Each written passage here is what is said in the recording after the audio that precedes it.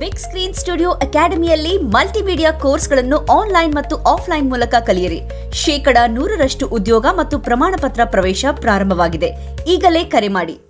ಗುರುಗಳೇ, ನೀವು ಜ್ಯೋತಿಷಿ ತಜ್ಞರಾಗಿರೋದ್ರಿಂದ ನಾನು ನಿಮ್ಮಲ್ಲಿ ಈ ಪ್ರಶ್ನೆ ಕೇಳ್ತಾ ಇದ್ದೀನಿ. ಇತ್ತೀಚಿನ ದಿನಗಳಲ್ಲಿ ನೋಡಿರ್ತೀರ, ದರ್ಶನ್ ಅವರು ಜೈಲಿಗೆ ಹೋಗಿರುವಂಥ ವಿಚಾರ. ಅವರ ಜಾತಕದ ಪ್ರಕಾರ ಮುಂದಿನ ದಿನಗಳಲ್ಲಿ ಏನಾಗಬಹುದು, ಏನು ನಡೆಯುತ್ತೆ ಅನ್ನುವಂಥ ವಿಚಾರ ಹೇಳೋದಾದರೆ ಏನು ಹೇಳ್ತೀರಾ? ದರ್ಶನ್ ಅವ್ರದ್ದು ಜಾತಕ ಪರಿಶೀಲನೆ ಅಂತ ಬಂದಾಗ ಏನಾಗುತ್ತೆ, ದರ್ಶನ್ ಅವ್ರಿಗೆ ಶಿಕ್ಷೆ ಆಗೋದು ಸರಿನಾ ತಪ್ಪ, ಈ ಥರ ಯಾಕೆ ಘಟನೆಗಳು ಅವ್ರ ಜೀವನದಲ್ಲಿ ನಡೀತಾ ಇದೆ ಅಂತಂದರೆ ಸ್ವಲ್ಪ ಕೂಲಂಕುಷವಾಗಿ ನಾವು ಇದನ್ನೆಲ್ಲ ವಿಚಾರ ತಿಳ್ಕೋಬೇಕು. ದರ್ಶನ್ ಅವ್ರದ್ದು ಮೊದಲನೇ ಜನ್ಮ ಈ ಭೂಮಿ ಮೇಲೆ ಬಂದಿರತಕ್ಕಂಥದ್ದು, first birth in this earth ಅಂತ. ಸೊ ಅವ್ರಿಗೆ ತುಂಬ ರೋಷ ವೇಷ ಆವೇಶದಲ್ಲಿರ್ತಕ್ಕಂಥ ಸಿನಿಮಾಗಳು ಹಂಗೆ ಚೆನ್ನಾಗಿ ಬರುತ್ತೆ. ಅವ್ರಿಗೆ ಅದು ಸಕ್ಸಸ್ ಕೊಡುತ್ತೆ, ಸಿಕ್ಕಾಪಟ್ಟೆ ಟ್ರೈ ಮಾಡ್ತಿರ್ತಾರೆ. ಅವ್ರು ಯಾವುದಕ್ಕೂ ಬೇಜಾರಾಗಲ್ಲ, ಯಾವುದಕ್ಕೂ ತಲೆ ಕೆಡಿಸೋಲ್ಲ. ಇದ್ದವ್ರು ನಮ್ಮವರು, ಓದೋರು ಬೇರೆಯವರು ಅನ್ನೋ ಥರ ಅವ್ರದ್ದೇ ಆದಂಥ ಒಂದು ರೀತಿಯಲ್ಲಿ ಅವರು ಫೀಲ್ ಮಾಡಿ ಜೀವನ ಮಾಡ್ತಿರ್ತಾರೆ. ಅಂದರೆ ಒಂದು ಸೂರ್ಯನ ಥರ ನೋಡ್ಬೋದು ಅವ್ರನ್ನ. ಅಷ್ಟು ಸ್ಟ್ರಾಂಗ್ ಆಗಿರ್ತಕ್ಕಂಥ ವ್ಯಕ್ತಿತ್ವ. ತಪ್ಪುಗಳು ನಡೆಯೋದಕ್ಕೆ ಅವರೇ ಕಾರಣ ಅಲ್ಲ, ಯಾರ್ಯಾರೋ ಕಾರಣ ಇರ್ತಾರೆ. ಏನೇನೋ ಪರಿಸ್ಥಿತಿಗಳು, ಪರಿಸರ ಬಂದ್ಬಿಡುತ್ತೆ, ಏನೇನೋ ವಿಚಿತ್ರ ಘಟನೆಗಳು ಬಂದ್ಬಿಟ್ಟು ಅವ್ರನ್ನ ತಪ್ಪುದಾರಿ ತರಿಸುತ್ತೆ. ಆ ತರಿಸೋದಕ್ಕೆ ಇವ್ರ ಜಾತಕದಲ್ಲಿ ಇತ್ತ ಅಂತ ಪ್ರಶ್ನೆ ನಿಮ್ದಾಗಿದ್ದರೆ 100% ಇತ್ತು ಅಂತ. ಸೊ ಇದು ಇವ್ರಿಗೇನಾಗ್ತದೆ ಅಂದರೆ ನೋಡಿ, ಇವ್ರ ಜಾತಕದಲ್ಲಿ ಕುಜ, ಬುಧ ಮತ್ತು ಚಂದ್ರ ಗ್ರಹ ಒಂದೇ ಮನೇಲಿ ಸ್ಥಿತ ಆಗಿಬಿಟ್ಟು ಗೋಚಾರದ ರಾಹುಕೇತುಗಳು ಯಾವಾಗ ಬಂದೋ ಇವ್ರಿಗೆ ಅಟಕ್ ಆಯಿತು. ಸೊ ಇವ್ರಿಗೆ ಅದು ಸಾಮಾನ್ಯ. ಮತ್ತು ಇದು ಇಲ್ಲಿಗೆ ಮುಗಿತಲ್ಲ, ಮತ್ತೆ ಮುಂದೆ ಬೇರೆದು ಬರ್ತದೆ. ಹಿಂದೆನೂ ಬೇರೆದು ಬಂದಿತ್ತು, ಅದರಿಂದನೂ ಬಂದಿತ್ತು, ಅದರಿಂದ ಅವ್ರ ಅಪ್ಪನ ಕಾಲದಾಗಿಂದ ಬಂದಿತ್ತು, ಅವ್ರ ಕಾಲೇಜ್ ಡೇಸ್ನಾಗಿದ್ದಾಗ ಬಂದಿತ್ತು, ಅವ್ರ ಸ್ಕೂಲ್ ಡೇಸ್ನಲ್ಲಿ ಇದ್ದಾಗ ಬಂದಿತ್ತು, ಬರ್ತಾ ಇರ್ತದೆ ಇದು. ಸೊ ಈಗ ಬಂದಿದೆ. ಸೊ ಇಲ್ಲಿಗೆ ದರ್ಶನ್ ಅವ್ರ ಲೈಫ್ ಅಂತ್ಯನಾ, ಇದು ಇವ್ರದ್ದು ಆಗ್ಬಿಡ್ತಾ ಹೋಗ್ಬಿಡ್ತಾ ಅನ್ನೋ ಪ್ರಶ್ನೆಗಳಿಗೆ ನಾನು ಉತ್ತರ ಕೊಡಲೇಬೇಕಾಗಿರ್ತಕ್ಕಂಥ ಸಂದರ್ಭ ಇದಾಗಿರೋದ್ರಿಂದ ನಾನೇನು ಹೇಳ್ತಾನೆ ಅಂದರೆ, ದರ್ಶನ್ ಅವರಿಗೆ ವಿಜಯ ಯೋಗ ಇರೋದ್ರಿಂದ ಈ ಥರ ಸಮಸ್ಯೆಗಳು ಏನೂ ಮಾಡಲ್ಲ. ಆದರೆ ಅವ್ರಿಗೆ ಬಾಧಿಸ್ತಕ್ಕಂಥ ಸಮಯ ಬಂದಿದೆ, ಅವ್ರು ಬಾಧಿಸಲೇಬೇಕಾಗ್ತದೆ. ಅವರು ನೋವು ಉಣ್ತಕ್ಕಂಥ ಸಮಸ್ಯೆ ಬಂದು ನೋವು ಉಣ್ಲೇಬೇಕಾಗ್ತದೆ. ಆದರೆ ಅವ್ರ ಹೆಸರು ಕೀರ್ತಿ ಯಾವತ್ತೂ ಕಡಿಮೆ ಆಗೋಲ್ಲ, ಯಾವಾಗಲೂ ಕಡಿಮೆ ಆಗೋಲ್ಲ. ಬಿಕಾಸ್ ಅವ್ರದ್ದು ವಿಜಯ ಯೋಗ ಇದೆ ಅಂತ. ಸೊ ನೆಕ್ಸ್ಟು ವಿಚಾರ, ಇವ್ರಿಗೆ ಯಾವಾಗ ಇದು ಸಮಸ್ಯೆಯಿಂದ ಮುಕ್ತಿ ಹೊಂದ್ತಾರೆ, ಇವ್ರಿಗೆ ಸಮಸ್ಯೆ ಬಗೆಹರಿಯುತ್ತಾ ಅಥವಾ ಹಿಂಗೆ ಇರುತ್ತಾ ಅಂತ ನೋಡ್ಬೇಕಾದಾಗ ಇವ್ರಿಗೆ ನೋಡಿ ಗುರುದಶ ಇದೆ. ಗುರುದಶ ಶುಕ್ರ ಭುಕ್ತಿ ಮುಗೀತು ಆಗಸ್ಟ್ 13ನೇ ತಾರೀಕಿಗೆ 2025. ಈ ನೆಕ್ಸ್ಟು ಗುರು ಸೂರ್ಯ ಬರ್ತಾರೆ. ಗುರು ಸೂರ್ಯ ಇರೋದು ಇವರಿಗೆ 1ನೇ ತಾರೀಕು 6ನೇ ತಿಂಗಳು 2026 ತನಕ ಗುರು ದಶ ಸೂರ್ಯ ಭುಕ್ತಿ ಅಂತ ಬರುತ್ತೆ. ಅದು ಇವರಿಗೆ ತುಂಬ ಕಷ್ಟ, ಹಿಂಸೆ ಕೊಡ್ತಕ್ಕಂಥದ್ದು. ಏನು ಮಾಡಿದ್ರು ಉತ್ತರ ಸಿಗಲ್ಲ, ಎಷ್ಟೇ ಪ್ರಯತ್ನ ಮಾಡಿದ್ರು ಉತ್ತರ ಸಿಗಲ್ಲ. ಎಂಥ ಇನ್ಫ್ಲುಯೆನ್ಸ್, ಎಷ್ಟು ದುಡ್ಡು ಕೋಟಿ ಹಾಕಿದ್ರೆ ಇನ್ಫ್ಲುಯೆನ್ಸ್ ಇವ್ರಿಗೆ ಸಿಗಲ್ಲ, ಇವ್ರಿಗೆ ಅದು ಸಪೋರ್ಟ್ ಮಾಡಲ್ಲ. ಈ ದೈವನೂ ಕೂಡ ಸಪೋರ್ಟ್ ಮಾಡಲ್ಲ. ದೈವಕ್ಕೆ ಕಾರಕ್ಕೆ ಯಾರು ಮತ್ತೆ ಶನಿ ಪರಮಾತ್ಮ ಬರ್ತಾರೆ. ಎಲ್ಲ ಕಡೆಯಿಂದನೂ ಅಟ್ಕಾಸ್ಕೊಂಡು ಬಿಟ್ಟಿರೋದ್ರಿಂದ ಅವ್ರಿಗೆ ತುಂಬ ಹಿಂಸೆ ಕೊಡ್ತಕ್ಕಂಥದ್ದು, ನೋವು ಕೊಡ್ತಕ್ಕಂಥದ್ದು, ಈ ಥರದ್ದೆಲ್ಲ ಸಮಸ್ಯೆ ಅನುಭವಿಸ್ತಾರೆ. ನೆಕ್ಸ್ಟ್ ಯಾವಾಗ ಅಂದರೆ ಇವ್ರಿಗೆ ಯಾರ ಸಪೋರ್ಟು ಇಲ್ಲದೆ ನೋಡಿ ಎಷ್ಟು ಚೆನ್ನಾಗಿದೆ ಇದು. ಇವ್ರಿಗೆ ಯಾರು ಸಪೋರ್ಟ್ ಬೇಕಿಲ್ಲ, ಅದು ಕೊಟ್ಟರು ಕೂಡ ನಡೆದೆ.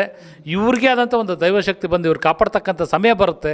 ಯಾವಾಗಪ್ಪ ಅಂದರೆ 1ನೇ ತಾರೀಕು 6ನೇ ತಿಂಗಳು 2026 ನಂತರ 100% ಇವರಿಗೆ ಒಂದು ಫುಲ್ ಪಾಸಿಟಿವ್ ವೈಬ್ ಬರ್ತದೆ. ಅಲ್ಲಿಂದ ಸ್ಟಾರ್ಟ್ ಆಗ್ತದೆ.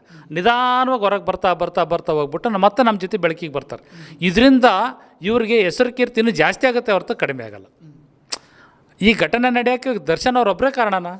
ಅಲ್ಲ, ದರ್ಶನ್ ಅವ್ರ ಸ್ಥಾನ ಕಾರಣ ಆಗಿರ್ಬೋದು. ಅವ್ರ ದರ್ಶನ್ ಒಬ್ಬ ನಟ ಆಗಿರೋದ್ರಿಂದ, ಒಬ್ಬ ಸೆಲೆಬ್ರಿಟಿ ವ್ಯಕ್ತಿ ಆಗಿರೋದ್ರಿಂದ ಆ ಹೆಸರು ಕಾರಣ ಆಗಿರ್ಬೋದೇ ಹೊರತು ದರ್ಶನ್ ಮನಸ್ಥಿತಿಯಿಂದ ಅವ್ರ ಕಾರಣಕರ್ತರಾಗಿರೋಕ್ಕೆ ಸಾಧ್ಯನೇ ಇಲ್ಲ. ಅವ್ರಿಗೊಂದೇನೋ ಈ ಥರ ಪರಿಸ್ಥಿತಿ ಕೊಟ್ಬಿಡ್ತಾ ಭಗವಂತ. ಎಲ್ಲರ ಜೀವನದಲ್ಲೂ ಬರೋದೆ, ಒಬ್ಬೊಬ್ರಿಗೆ ಸಣ್ಣದ್ರಲ್ಲಿ ಬರುತ್ತೆ, ಒಬ್ರಿಗೆ ದೊಡ್ಡದ್ರಲ್ಲಿ ಬರುತ್ತೆ. ಇವ್ರಿಗೆ ಆ ಥರ ಬಂದಿದೆ. ಇವ್ರಿಗೆ ವಿಜಯ ಯೋಗ ಇರೋದ್ರಿಂದ ಇವ್ರ ಜೀವನದಲ್ಲಿ ಮತ್ತೆ ಗೆಲ್ತಾರೆ, ಮತ್ತೆ ಎಲ್ಲರ ಥರ ಚೆನ್ನಾಗಿರ್ತಾರೆ, ಮತ್ತೆ ಇನ್ನೊಂದು ಥರ ಫೇಮ್ ಮಾಡ್ತಾರೆ, ಮತ್ತು ಇನ್ನೊಂದು ಸಮಸ್ಯೆನೂ ಕೂಡ ಬಂದು ಕಾಯ್ತಾ ಇರ್ತದೆ. ಅದನ್ನು ಮಾತ್ರ ಮರಿಬೇಡಿ. ಅಂದರೆ ಈ ವಿಜಯ ಯೋಗ ಅಂತೆಲ್ಲ ಹೇಳ್ತಾ ಇದ್ರಿ, ಬಟ್ ಅಂದರೆ ಅವ್ರಿಗೆ ಯಾವಾಗಲೂ ಗೆಲುವು, ಮುಂದಿನ ದಿನಗಳಲ್ಲಿ ಗೆಲುವು ಸಿಗುತ್ತೆ ಅನ್ನುವಂಥ ವಿಚಾರ ಇದೆಯಾ? ಏನಿದೆ ಈ ವಿಜಯ ಯೋಗದಲ್ಲಿ ಅನ್ನುವಂಥದ್ದು? ವಿಜಯ ಯೋಗ ಶಾಶ್ವತ ಸರ್. ಇವ್ರು 30 ವರ್ಷದ ತನಕ ಇವ್ರು ಪಟ್ಟಿರ್ತಕ್ಕಂಥ ಪಾಡು ಯಾರೂ ನೋಡೋಕ್ಕೆ ಸಾಧ್ಯನೇ ಇಲ್ಲ. ಅಂಥ ಪರಿ ಕಷ್ಟನ ಇವ್ರು ನೋಡಿರ್ತಾರೆ, ಯಾರು ಕೈ ಹಿಡಿದಿರಲ್ಲ.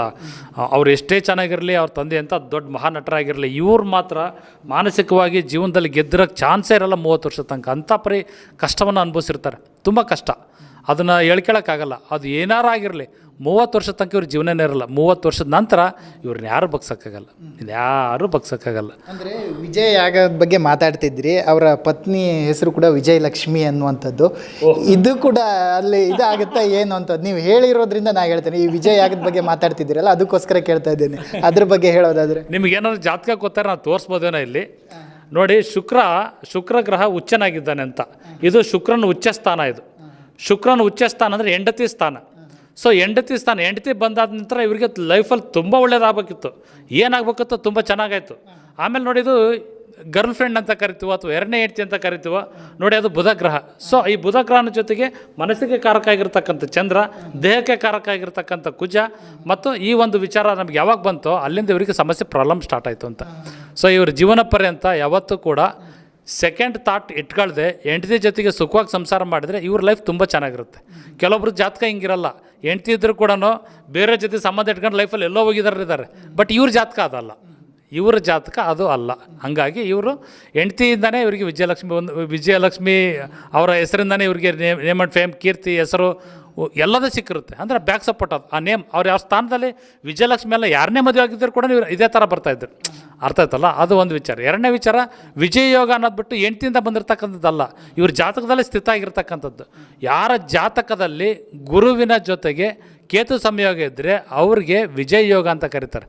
ಅವರು ತುಂಬ ಅಗ್ರೆಸಿವ್ ಆಗಿರ್ತಾರೆ, ಅವ್ರಿಗೆ ನೇಮ್ ಆ್ಯಂಡ್ ಫೇಮ್ ಫಿಕ್ಸು, ಅವರು ನಂಬರ್ 1 ಆಗೇ ಆಗ್ತಾರೆ. ಅವ್ರಿಗೆ ಅಲ್ಲೂ ಕೂಡ ಸೋಲಲ್ಲ. ಇನ್ನೊಂದು ನನ್ನ ಕಡೆಯ ಕ್ವಶನ್ ಏನಂದರೆ, ಮುಂದೆ ಅವ್ರು ಬರುವಂಥ ಸಿನಿಮಾ ಡೆವಿಲ್ ಅನ್ನೋ ರಿಲೀಸ್ಗೆ ರೆಡಿ ಇದೆ.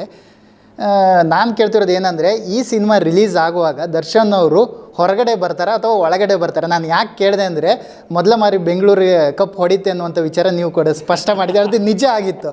ಆ ಕಾರಣದಿಂದ ಕೇಳ್ತಾ ಇದ್ದೀನಿ, ಸಿನಿಮಾ ರಿಲೀಸ್ ಆದಾಗ ದರ್ಶನ್ ಅವರು ಹೊರಗಡೆ ಇರ್ತಾರೆ, ಮೊದಲೇ ಒಳಗಡೆ ಇರ್ತಾರೆ, ಏನಾಗ್ತದೆ ಅಂದರೆ ಜೈಲ್ ಒಳಗಡೆ ಇರ್ತಾರೆ ಅಥವಾ ನಮ್ಮ ಮಧ್ಯೆ ಬಂದಿರ್ತಾರೆ ಏನಂತ? ನೋಡಿ, ಈ IPL ಅಂತ ಬಂದಾಗ ಎಲ್ಲರೂ ಕೂಡ ಜ್ಯೋತಿಷಿಗಳು 16 ವರ್ಷದಿಂದ ಸುಳ್ಳಾಗಿದ್ದು ಕೇಳಿದ್ವಿ, ನೋಡಿದ್ವಿ, ಮಾಡಿದ್ವಿ. ಲಾಸ್ಟ್ ಟೈಮ್ IPL ಆದಾಗ ಕೂಡ ಅದೇ ಹೇಳಿದ್ದೆ, ಇಲ್ಲ ಈ ಸರಿ IPL ಗ್ಯಾರಂಟಿ RCB ಬರುತ್ತೆ ಅಂತ. ಕ್ರಿಕೆಟ್ ಪ್ರಾರಂಭ ಆದಾಗಲೇ ನಾವು ಸ್ಟೇಟಸ್ಸು, ಫೇಸ್ಬುಕ್ಕು ಎಲ್ಲ ಕಡೆ ಬಿಟ್ಟು ಸಾವಿರಾರು ಲೈಕ್ಸ್ ಎಲ್ಲ ಬಂತು, ಅದು ಬೇರೆ ವಿಚಾರ. ಆಮೇಲೆ ವಿನ್ ಆಯಿತು, ಅದು ಚೆನ್ನಾಗಾಯಿತು. ಸೊ ನಾನು ಈಗ ಇವ್ರಿಗೆ ಏನು ಹೇಳಕ್ಕೆ ಹೊರಟಿದ್ದೀನಿ ಅಂದರೆ, ಈ ಸಿನಿಮಾ ಯಾವಾಗ ರಿಲೀಸ್ ಮಾಡ್ತಾರೆ ಅಂದರೆ ನಾನು ಅದಕ್ಕೆ ಟೈಮ್ ಕೊಟ್ಟಿರ್ತಕ್ಕಂಥದ್ದು. ನಾನು ಯಾವಾಗ ಟೈಮ್ ಕೊಟ್ಟೆ ಅಂದರೆ, ಅವರ ದಶಭಕ್ತಿಗಳನ್ನ ಆಧಾರವಾಗಿ ಇಟ್ಕೊಂಡು ಆ ಟೈಮ್ ನಂತರ ಇವ್ರು ಏನಾರು ರಿಲೀಸ್ ಮಾಡಿದರೆ ದರ್ಶನ್ ಅವ್ರ ಜೊತೆಗಿರ್ತಾರೆ. 1ನೇ ತಾರೀಕು 6ನೇ ತಿಂಗಳು 2026 ನಂತರ ಇವ್ರು ಸಿನಿಮಾ ರಿಲೀಸ್ ಮಾಡಿದರೆ ದರ್ಶನ್ ಅವ್ರು ನಮ್ಮ ಜೊತೆಗಿರ್ತಾರೆ. ಇಲ್ಲ ಅಂದರೆ ದರ್ಶನ್ ಅವ್ರು ಒಳಗಿಂದ ನಮ್ಮ ಜೊತೆಗಿರ್ತಾರೆ ಅಷ್ಟೇ. ಅವ್ರು ಯಾವಾಗಲೂ ನಮ್ಮ ಜೊತೆಗಿರ್ತಾರೆ. Okay, thank you. SS TV cinema ಜಗತ್ತಿನ ಕ್ಷಣ ಕ್ಷಣದ ಸುದ್ದಿಯೊಂದಿಗೆ.